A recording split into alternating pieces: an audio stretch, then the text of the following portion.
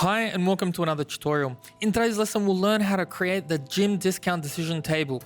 So anyways guys, let's jump in.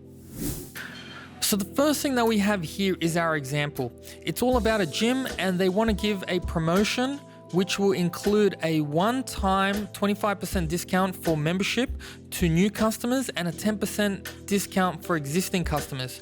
Now, to qualify for this discount, the customer must live in the area and sign up to a 12-month subscription for the use of the app. So if we look at the decision tree, you can see here that the two options that we get, so these are the actions, these are the results. You either get 25% discount or you get 10% discount. So if you are a new member, so if you're a new customer, you live in the area and you get your 12-month subscription, you get access to the 25% discount. But if you're not a new customer, but you also live in the area and you subscribe for a 12-month subscription, you get 10% discount. So let's look at that in a decision table. So the only rules that need to be met for the two actions, which are the 25% and 10% discount, would be these.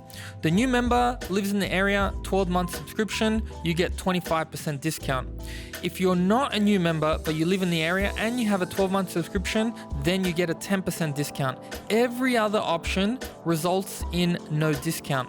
Now, the difference with a decision table is that it's a visual way of representing a tree.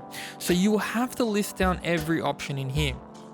Anyways guys, that's it for this quick short tutorial on decision tables. I hope you learned something. Thanks for watching and I'll see you guys next time.